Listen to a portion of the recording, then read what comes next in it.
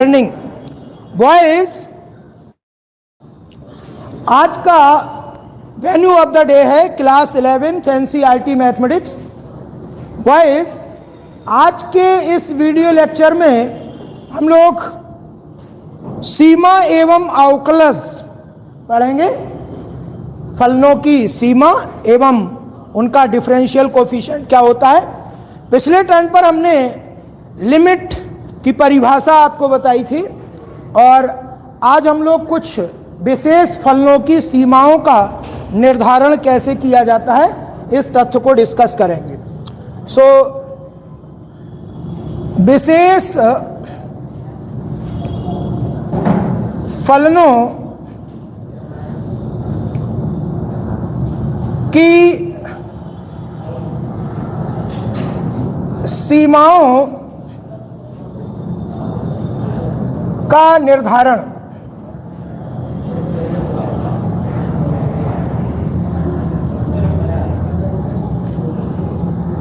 Boys, ये जो हम लोग विशेष फलनों की सीमाओं का निर्धारण करने जा रहे हैं, इनको आपको फॉर्मूला सूत्र की तरह से प्रयोग में लाना है। ठीक है। बहुत ही कॉमन बात है, अगर इस तरह से दिया हो कि limit x tends to 0 1/x, ये लिमिट बच्चों आप इनफाइनाइट लेकर के चलेंगे। ठीक। दूसरा, limit x tends to infinite, ठीक, 1/x, this is equal to 0, ये 0 लेकर के लगे चलेंगे। तीसरा देखें बच्चों, limit x tends to infinite of e raise to power x equal to infinite, क्योंकि यहां पर e बड़ा होता है 1 से। यहां पर है ये, क्योंकि e जो होता है वो ग्रेटर देन 1 होता है, इसलिए 1 से बड़ी संख्या की अनंत घात ये अनंत पर पहुंचेगा। ठीक। चौथा देखें बच्चों, limit x tends to infinite 1/e raise to power x equal to 0, ये लिमिट 0 हो जाएगी। ये 4 फॉर्मूला आपके सामने बच्चों लिखे हुए हैं। ठीक। अच्छा, अगर त्रिकोणमितीय फलनों को देखें तो इसमें limit x tends to 0 of cos x equal to 1 होता है। बच्चों, जैसे जैसे x एंगल x घटता जाएगा, 0 की ओर जाएगा, cos की वैल्यू 1 की ओर पहुंचेगी। ठीक। ये अच्छा, छठा part, limit x tends to 0 of sine x equal to 0 होगा। ठीक। Limit x tends to 0 of tan x equal to 0 होगा। और अब एक विशेष लिमिट को बच्चों हम लोग डिस्कस करेंगे और उसका वेरीफाई, उसका प्रूफ भी लेंगे। Limit x tends to 0 sine x upon x equal to 1 होता है।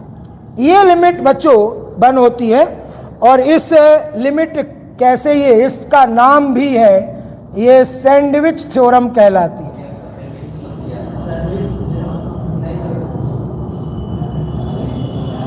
इसका प्रूफ ज्योमेट्री से दिया जा सकता है, तो इसके प्रूफ को हम लोग डिस्कस करें। प्रूफ, उपपत्ति लेकर के चलेंगे। इसमें बच्चों हम एक सर्किल ले लेंगे और इस सर्किल पर किसी पॉइंट पर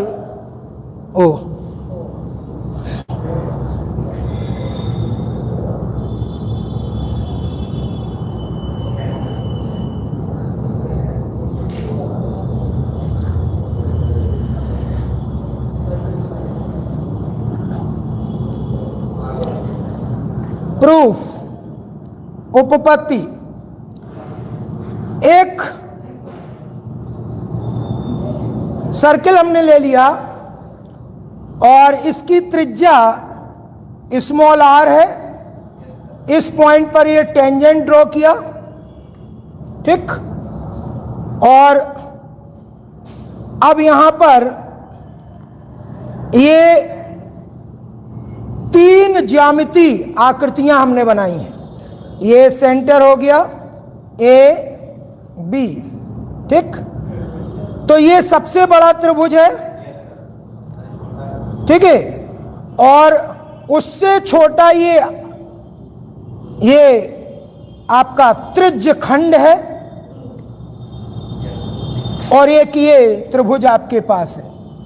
ये अंदर का त्रिभुज है, ठीक।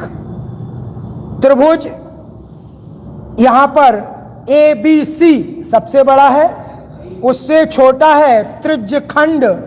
ये त्रिज्य खंड आपका ये वाली लाइन से, ये वृत्त की इससे जाएगा। इस पॉइंट को हम P कह देते हैं। तो त्रिज्य खंड ACP उससे छोटा है और फिर त्रिभुज APC सबसे छोटा है क्षेत्रफल में, ठीक है। सो यहां और ये एंगल हमने जो है, ये एंगल मान लिया x, ये एंगल x डिग्री का है, ठीक, या x रेडियन। यहां ट्रायंगल ABC का मतलब इसका एरिया से मतलब है, आप चाहें तो एरिया की बात लिख दें। ये एरिया ऑफ ट्रायंगल ABC सबसे बड़ा, उससे छोटा है सॉरी,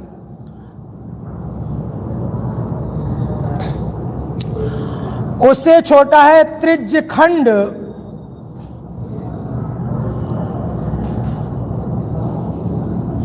एरिया ऑफ सेक्टर को त्रिज्य खंड कहते हैं CAP। चाहे तो इसमें 4 पॉइंट ले सकते हैं, एक पॉइंट यहां भी हमने कह दिया, तो CAMP। और उससे भी छोटा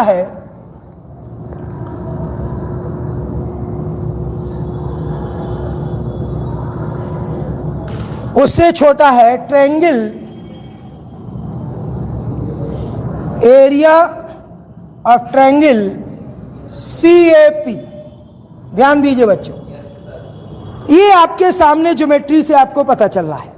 अब देखो बड़े ट्रायंगल का एरिया कितना होगा।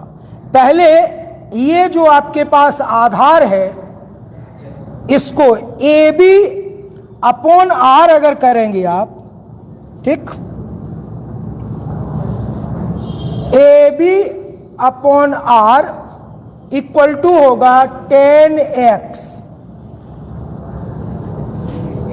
लंबटी आधार, ठीक। तो AB इक्वल टू हो गया R 10x, ठीक है। अच्छा, ये एक बात ये हो गई। और दूसरा, ये भी R है, ठीक है।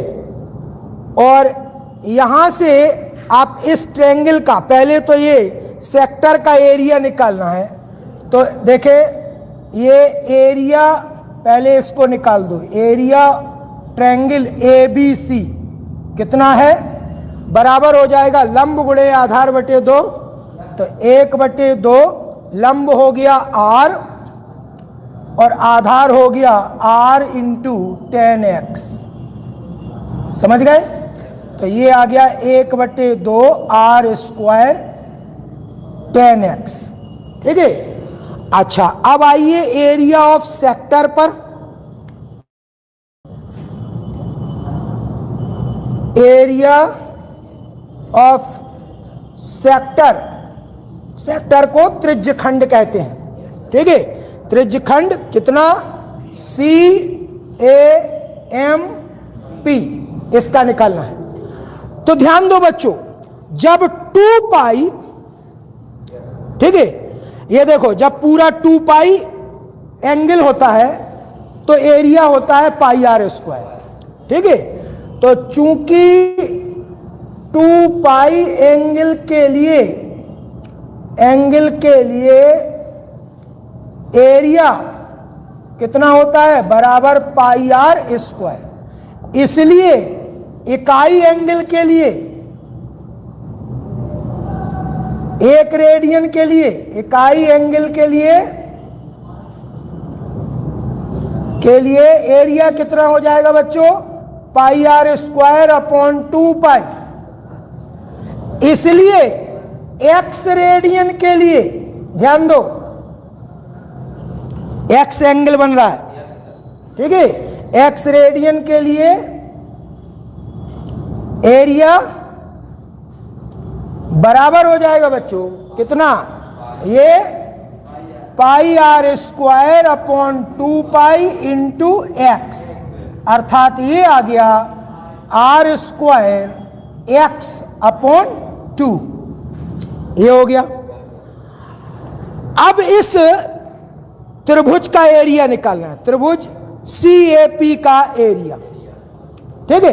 कैसे निकलेगा, इसमें बच्चों आपको क्या करना है, ये देखें आर ये भी है, आर ये भी है, ठीक है। तो अगर इसकी लंबाई आप निकाल सकते हो किससे, इसकी लंबाई, ये समद्विबाहु त्रिभुज बन रहा है, ठीक। तो यहां से लंब डाल दो, ये लंब डाल दिया, ध्यान दो बच्चों, ये लंब डाल दिया, ठीक है। इस लंब की लंबाई अगर हमने मान ली L, ठीक है, तो बच्चों L अपॉन R ये कर्ण का काम करेगा और L लंब का काम करेगा, बराबर होगा साइन x, ठीक है। सो ध्यान दीजिए, त्रिभुज ACP में ध्यान दो, L upon R equal to हुआ साइन x, ठीक है। तो L की वैल्यू हो गई बच्चों R साइन x, इसलिए एरिया और ट्रायंगल ACP, ध्यान दो, 1/2 लंब है L और गुणे आधार भी कितना है R, ठीक, L इंटू R, ध्यान दीजिए, लंब आधार, लंब ये आधार R है और लंब की लंबाई निकाल चुके L, ठीक। सो बॉयज कितना आ जाएगा, यहां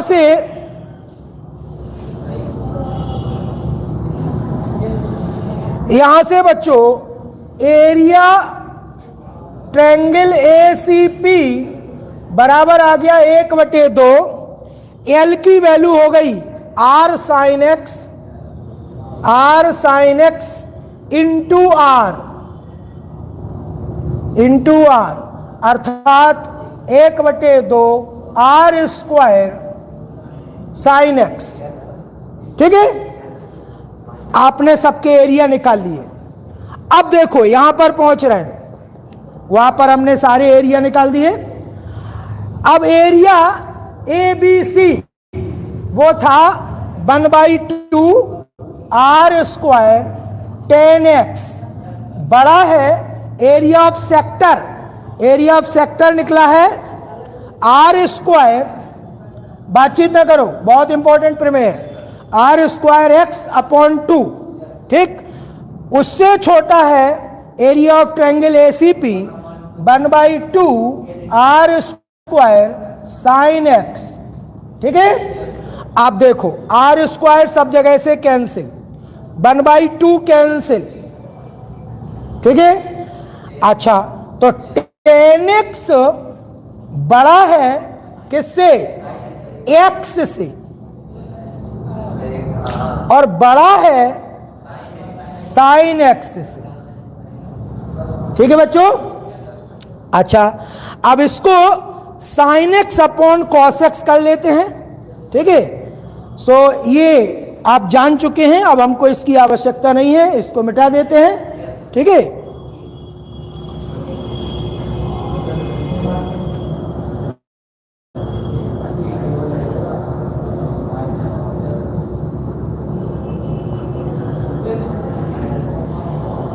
सो बच्चों यहां से देखें, sine x upon cos x बड़ा है एक्स से और बड़ा है किससे?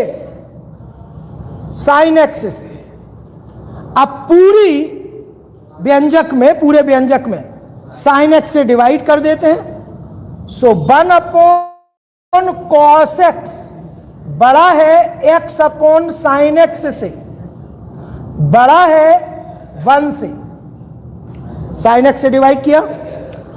अब बच्चों इसका रिवर्स कर देते हैं, उल्टा ले लेते हैं, तो ये इनइक्वलिटी बदल जाएगी। दिस इंप्लाइज कॉस एक्स छोटा है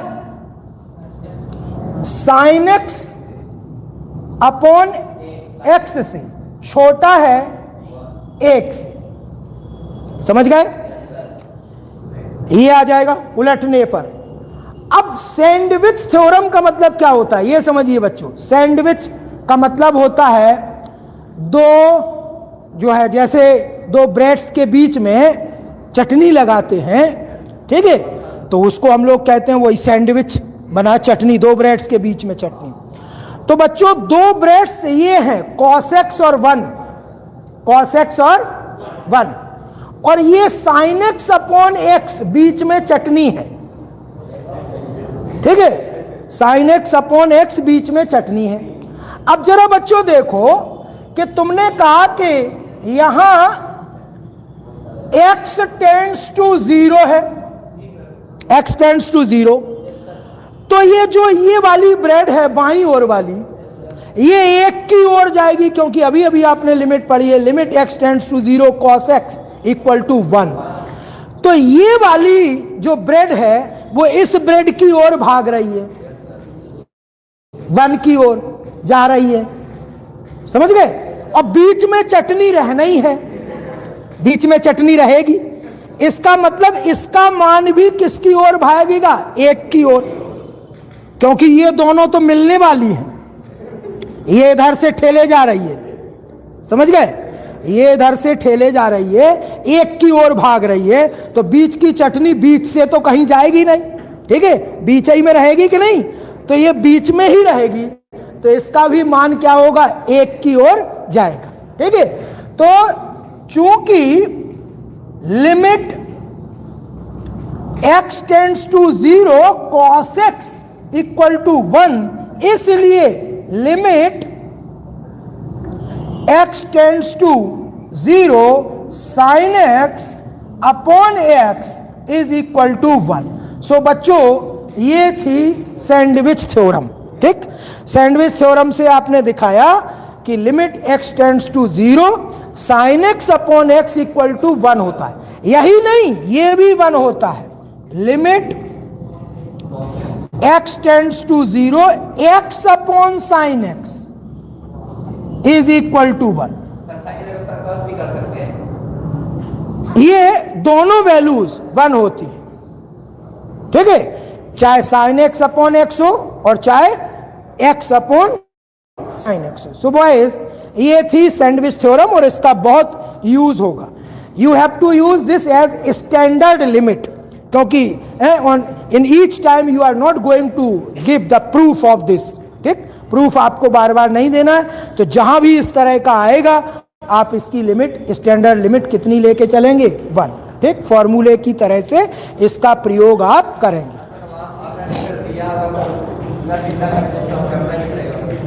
अब तुम्हारी बात हम पता नहीं क्या कह रहे, समझ नहीं पाए।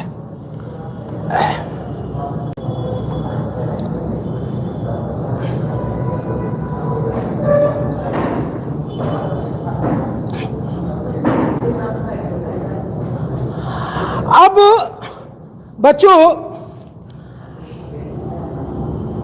लिमिट निकालने के लिए कुछ टिप्स जानना जरूरी है। वो टिप्स क्या होते हैं? अगर डायरेक्ट आप लिमिट रख रहे हैं और इनडिटर्मिनेबल वैल्यू आ रही है, जैसे 0/0, ठीक है, इनफाइनाइट अपॉन इनफाइनाइट, जैसे हम आपको एक एग्जाम्पल दें, लिमिट x टेंड्स टू, ठीक है, 2 x² - 4 अपॉन x + 2, ठीक, या x - 2, सॉरी, ये। अब बच्चों जरा इसको देखो गौर से, अगर आप इसकी लिमिट डायरेक्ट रख दें तो 4 - 4 0 और 2 - 2 0, 0/0, 0/0, 0 से भाग परिभाषित नहीं है। देखें कहीं पर 0/0 आ जाए, इनफाइनाइट, अब बातचीत नहीं, इनफाइनाइट अपॉन इनफाइनाइट आ जाए, इनफाइनाइट की पावर 0 आ जाए, इनफाइनाइट माइनस इनफाइनाइट आ जाए, इनफाइनाइट प्लस इनफाइनाइट आ जाए, ये सभी इनडिटर्मिनेबल फॉर्म्स होते हैं लिमिट के। इनको आपको क्या करना है, जब ऐसा आपको मिले तो आपको उस फंक्शन को तब तक सॉल्व करना होता है, तुरंत आप लिमिट नहीं लेंगे जब तक कि वो इनडिटर्मिनेबल फॉर्म से छुटकारा ना पा जाए। जैसे इसकी लिमिट आप कह रहे हैं 0/0 डायरेक्ट अगर रख देंगे, लेकिन एक्चुअल में इसकी लिमिट क्या है, देखें बच्चों, अगर हम इसको सॉल्व करें, लिमिट x टेंड्स टू 2, ये फैक्टराइज हो गया, x - 2। अब इसको आप कैंसिल कर सकते हैं। कैंसिल करने में आपको एक बात ध्यान देना है, कहते हैं 0 से भाग परिभाषित नहीं है, 0 से भाग परिभाषित, लेकिन बच्चों ध्यान दें, यहां x - 2 is not equal to 0, ये 0 नहीं है। क्यों नहीं है? क्योंकि x टेंड्स टू 2 है, x is not equal to 2, x 2 के बराबर नहीं है, x 2 की ओर अग्रसर है। इसलिए बच्चों क्या है, x - 2 is not equal to 0, इसलिए हम x - 2 से भाग दे सकते हैं। गणित के अपने बड़े स्ट्रिक्ट नियम होते हैं, ठीक है। इसी ऐसे ही कुछ दिखा करके लोग सिद्ध करते हैं कि 2 = 4, बीच में ऐसी बात को गोल कर देंगे कि जो भाग, जो 0 से भाग नहीं हो रही होगी उसको भी काट करके और कहेंगे कि देखिए 2 बराबर आ गया 4, समझ गए? तो वो गणित के नियम का उल्लंघन करके ही आप ऐसा कर सकते हैं, ठीक। ऐसा नहीं होता है। जो जानकार होता है वो तुरंत एक गाल में तमाचा मारेगा, कहेगा ये काट क्यों दिया है, ये क्यों काट दिया, ये तो 0 हो रहा है, इससे भाग कहाँ होगा, समझ गए? सो ध्यान दीजिए बच्चों, तो अब यहां ये कट गया, ठीक। अब आप लिमिट ले सकते हैं, ठीक। तो x की जगह पर 2 रखेंगे, 2 + 2 = 4। सो बच्चों इसकी लिमिट क्या है, x टेंड्स टू 0 पर 4 है। इस तरह का जब रहेगा तो आपको ये सब जो है फंक्शंस को सॉल्व पहले करना होगा। ओके बॉयज, अब इसमें हम आपको बहुत से प्रसार, जब हम आपको द्विपद प्रमेय पढ़ा रहे थे तो हमने e⁻x, e⁻−x, ठीक है, log 1 + x, log 1 - x, ठीक है, a⁻x। आज घर जाकर के सारे फॉर्मूले वो द्विपद प्रमेय पढ़ाने के पहले हमने आपको वीडियो लेक्चर में ही वो बताए थे, वो सारे जो है प्रसार sigma n, sigma n square, sigma n cube, इन सब की जरूरत आपको पड़ेगी इस चैप्टर में, ठीक। घबराते हैं बच्चे लिमिट से, लेकिन अगर आपके पास इंस्ट्रूमेंट्स हैं, वो इंस्ट्रूमेंट्स क्या हैं, यही सब प्रसार आप जानते हैं, साइन x का प्रसार, कॉस x का प्रसार, आप प्रसार जानते हैं, ठीक है, फॉर्मूले वो जो पढ़ा है वो सब जानते हैं, तब आपको लिमिट आसान लगेगी। और अगर ये प्रसार वगैरह आपको नहीं आते हैं तो फिर लिमिट के क्वेश्चंस आपको कठिन लगने लगेंगे, समझ गए? सो ये जान करके हम ये आश्वस्त हैं कि आप सारे फॉर्मूला वो एक बार फिर से रिवाइज कर लेंगे इस एक्सरसाइज में। इस एक्सरसाइज के पहले ढेर सारे एग्जाम्पल्स दिए हैं, ठीक है, लेकिन अगर हम 1 बाई 1 एक एक एग्जाम्पल करेंगे तो ये बहुत समय लेगा। तो हमारे पास जो एक्सरसाइज है उसमें जो भी आएगा क्वेश्चन हम आपको समझा देंगे कि ये कैसे किया जा रहा है, ठीक, किस नियम पर किया जा रहा है, किस नियम के आधार पर हम लोग ये कर रहे हैं। सो बच्चों अब हम डिस्कस करेंगे एक्सरसाइज 13.1।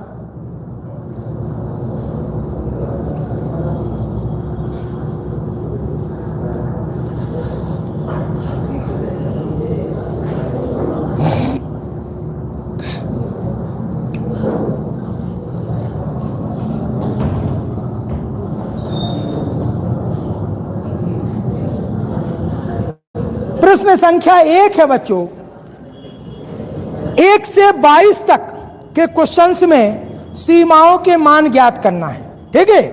तो पहला क्वेश्चन है limit x tends to 3 x plus 3। अब बच्चों देखें, ये तो एकदम से कुछ क्वेश्चंस ये बहुविकल्पी में इसको रख देंगे, एक एक नंबर से भी जो है दयनीय स्थिति है, एक नंबर का ही। हाँ, अब इसकी लिमिट निकालना है तो कुछ नहीं है बच्चों, ये ना इनडिटर्मिनेबल फॉर्म है ना कुछ है, सीधा जब x 3 की ओर जा रहा है तो जब x 3 की ओर जैसे जैसे पहुंचेगा वैसे वैसे ये मान 6 की ओर पहुंचेगा, ठीक है।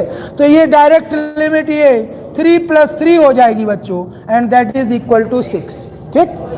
ये अब पहुंच गए बच्चों क्वेश्चन नंबर 2 पर, प्रश्न संख्या 2, लिमिट x टेंड्स टू पाई, हाँ, और ब्रैकेट में है x माइनस 22/7, ओके। अब बच्चों ये इन्होंने सोचने के लिए आपको दिया है, आपको हम कई बार बताए कि पाई is irrational and 22/7 is rational. 22/7 परमेय संख्या है और पाई अपरमेय संख्या है, और कभी भी पाई का मान 22/7 नहीं होता है। ये तो अप्रोक्सीमेट वैल्यू होती है जो हम लोग x को पाई को 22/7 ले लेते हैं। सो यहां पर ये आपको बताना चाह रहे हैं कि अगर आप यहां लिमिट लेते हैं तो आप कहेंगे पाई माइनस 22/7, और आप सोचेंगे कि पाई की वैल्यू 22/7, तो 22/7 माइनस 22/7 इक्वल टू 0, ठीक। ये लिमिट 0 नहीं आने वाली है, ये लिमिट 0 नहीं है। सो बच्चों ये लिमिट कितनी होगी, pi minus 22/7 not equal to 0, ये 0 नहीं होगा क्योंकि pi is not equal to 22/7, strictly following that pi is irrational. और कभी भी कोई अपरमेय संख्या परमेय संख्या के बराबर नहीं हो सकती है, परमेय संख्या अपरमेय संख्या के बराबर नहीं हो सकती है, ठीक है। 22/7 क्या है, परमेय है, और पाई क्या है, अपरमेय है। तो आप गणना में भले ही पाई को 22/7 ले लेते हैं लगभग गणना में, लेकिन जब यहां बात होगी तो ये किसके बराबर नहीं है, 22/7 के, क्योंकि पाई क्या है, पाई ये अपरमेय है, अपरमेय, और 22/7 ये परमेय है। समझ गए? तो ये लिमिट 0 नहीं होगी, ओके बॉयज। अब क्वेश्चन नंबर 3 पर पहुंच गए बच्चों, प्रश्न संख्या 3,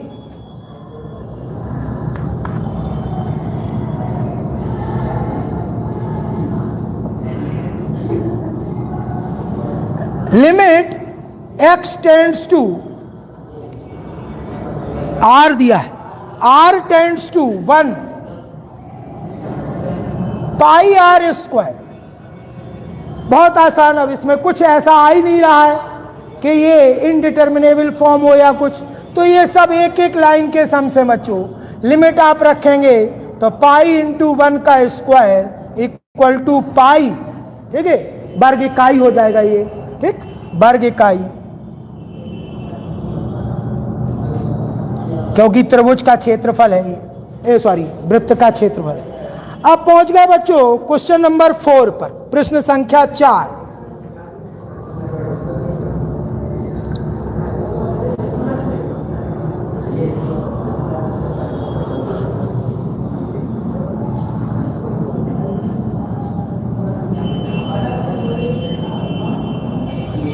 लिमिट x टेंड्स टू 4 और दिया है 4x plus 3 divided by x minus 2, 4x plus 3 divided by x।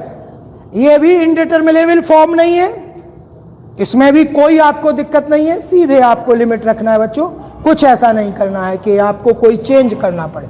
सो ये हो जाएगा बच्चों 4 इंटू 4, x की value plus 3 divided by 4 minus 2, that is 16 plus 3 divided by 2, ठीक है। तो 19 अपॉन 2 इक्वल टू ए 9.5, ठीक। सो ये था बच्चों question number 4। Now question number 5।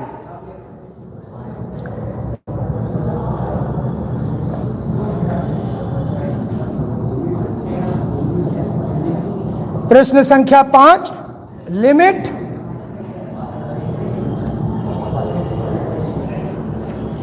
x tends to 1, 1 है कि -1 है? x टेंड्स टू -1 और x की पावर 10, x की पावर 10 प्लस x की power 5 plus 1 upon x minus 1, x minus 1 के x प्लस 1, x माइनस 1, ठीक है। ये अच्छा, यहां पर अगर आप x की पावर 5 को t माने तो ये t square plus t plus 1 factorise भी नहीं होगा, ठीक है। यहां दिक्कत नहीं है क्योंकि ये -1 की ओर जा रहा है, तो ये 0 नहीं आ रहा है, ठीक है। सो बच्चों इसमें भी आप डायरेक्ट लिमिट ले सकते हैं। ये हो जाएगा -1 की पावर 10 प्लस -1 की पावर 5 प्लस 1 डिवाइडेड बाई -1, ठीक। ये बच्चों 1 हो गया क्योंकि ये इवन है, ये ऑड है सो -1 हो गया, और plus 1 divided by -2, that is -1/2, ठीक। सो इसकी लिमिट बच्चों -1/2 हुई। अब क्वेश्चन नंबर 6।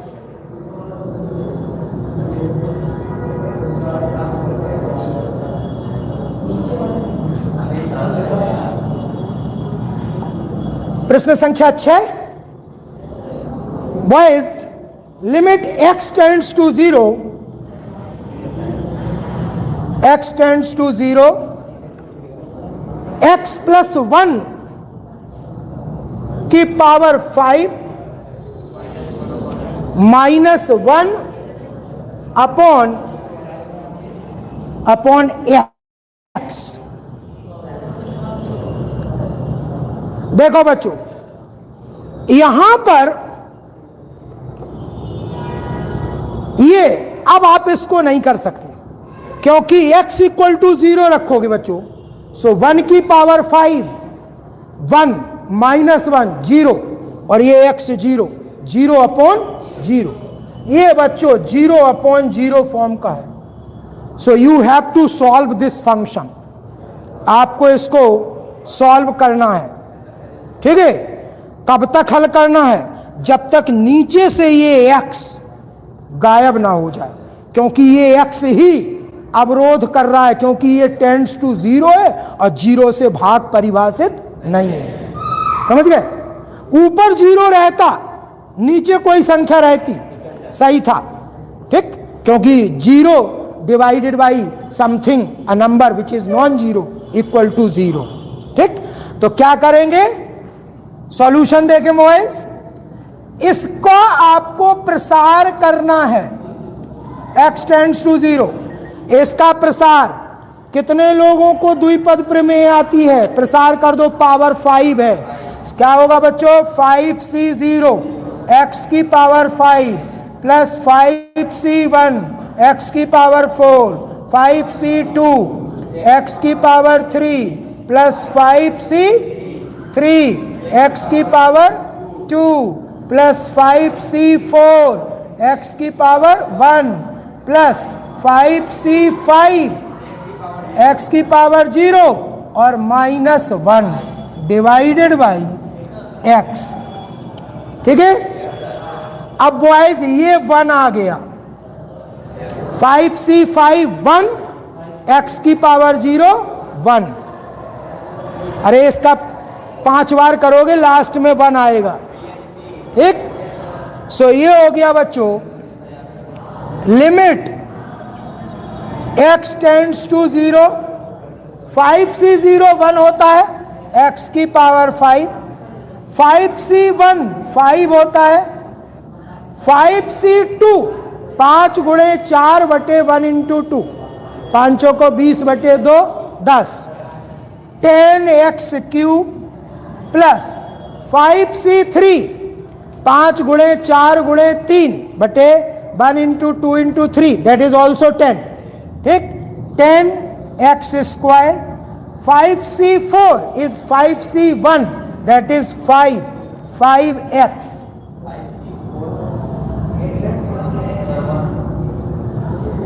5c4 5 के बराबर, 5c4 NCR equal to NC n-r।